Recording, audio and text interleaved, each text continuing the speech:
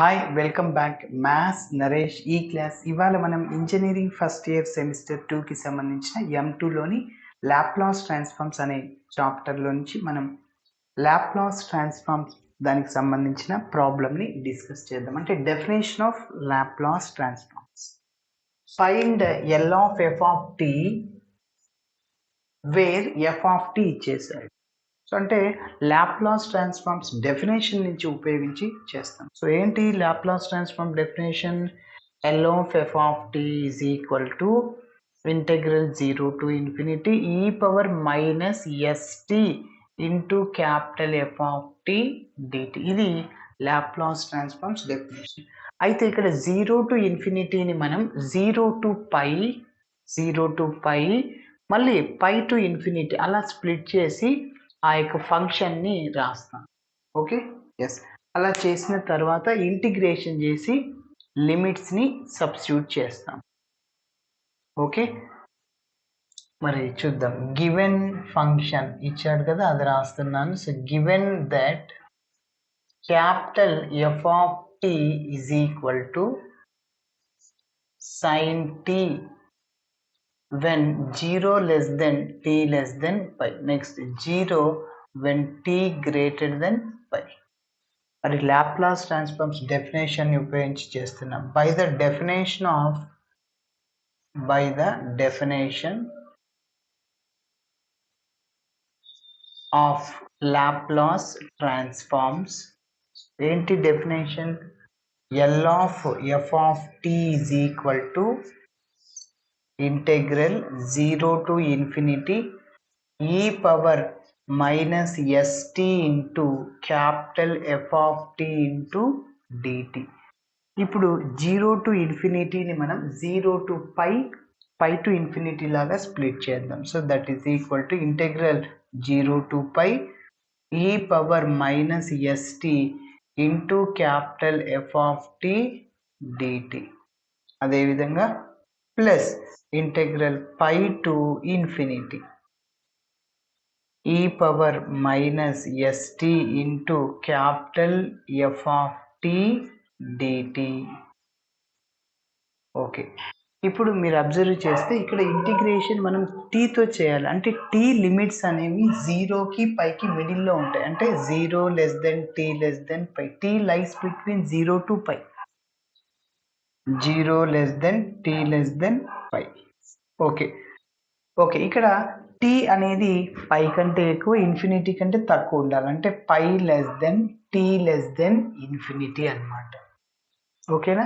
So pi less than t అయినా ఒకటే, t greater than పై అయినా ఒకటే. అంటే పై కంటే t ఎక్కువ. ఓకే, అంటే ఆ ఎఫ్ ఆఫ్ టీ ఫంక్షన్ ఏమవుతుందంటే 0 అవుతుంది. ఓకేనా? ఎస్. కాబట్టి t గ్రేటర్ దెన్ పైగా రాయొచ్చు. ఓకే, ఇప్పుడు 0 less than t less than pi అంటే మన ఫంక్షన్ ఏంటి? ఎఫ్ ఆఫ్ టీ అంటే సైన్ టీ. ఓకే, ఇందులో సబ్స్టిట్యూట్ చేసేయాలి ఇక్కడ. So that is equal to integral 0 to pi e power minus st into sine t, ఇంకా పక్కనే dt ఉంటుంది. ఓకేనా? Next plus integral pi to infinity e power minus st. నేను చెప్పాను t గ్రేటర్ దెన్ పై అంటే మన function 0. Okay, so 0 into dt. ఇప్పుడు 0 into anything మొత్తం 0 అయిపోతుంది. Is equal to integral 0 to pi e power minus st into sine T dt. ఇక్కడ 0 into అది మొత్తం 0 అయింది. సో ఇప్పుడు మనం ఇంటిగ్రేషన్ చేయాలి. సో డైరెక్ట్ ఫార్ములా లాగా ఉంది, అది చూడండి. ఇక్కడ ఫార్ములా నోట్ చేస్తున్నాను. Integral e power ax into sine bx dx. Direct formula ఇది. ఏంటి?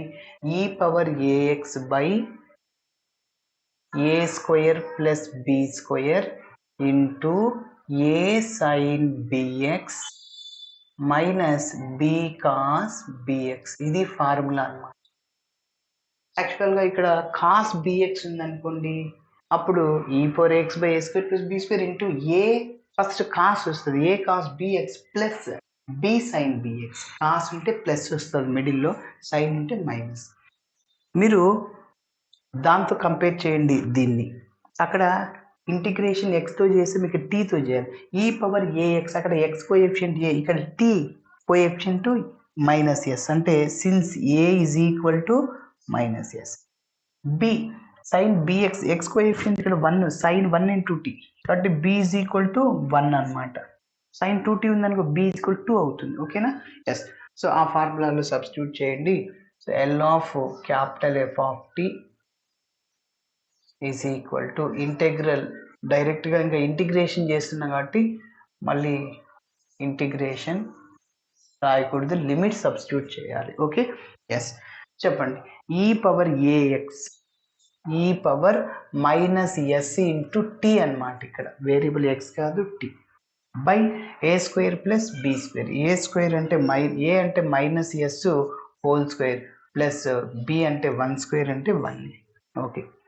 Into A sine BX, A అంటే ఏంటి మళ్ళీ ఇక్కడ minus yes into sine BX, B అంటే 1 అనమాట, 1 ఇంటూ టీ, ఇక్కడ ఇంటిగ్రేషన్ మనం టీతో చేయాలి, మైనస్ బి అంటే 1 ఇంటూ కాస్ బి అంటే మళ్ళీ 1 టీ అనమాట. ఎస్. ఎప్పుడైతే ఇంటిగ్రేషన్ చేసామో లిమిట్స్ని సబ్స్టిట్యూట్ చేయాలి. ఓకేనా? 0 to π. ఇప్పుడు నేను అప్పర్ లిమిట్లో టీ ప్లేస్లో పై సబ్స్టిట్యూట్ చేస్తున్నా, లోయర్ లిమిట్లో టీ ప్లేస్లో 0 సబ్స్టిట్యూట్ చేస్తున్నా.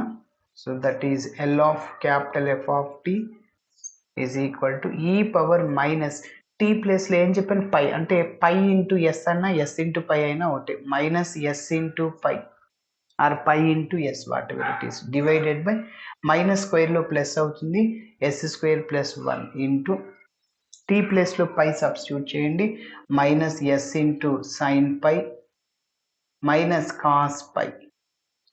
అప్పర్ లిమిట్ అయిపోయింది, మైనస్ లోయర్ లిమిట్. ఇప్పుడు నేను టీ ప్లేస్లో 0 సబ్స్టిట్యూట్ చేస్తున్నా, ఈ పవర్ ఎస్ ఇంటూ 0 అంటే ఈ పవర్ 0 1 అయిపోతుంది, divided by yes square plus 1, minus స్క్వేర్లో ప్లస్ అవుతుంది, into minus s sine t ప్లేస్లో 0 సైన్ 0 మైనస్ టీ ప్లేస్లో 0 అంటే కాస్ 0.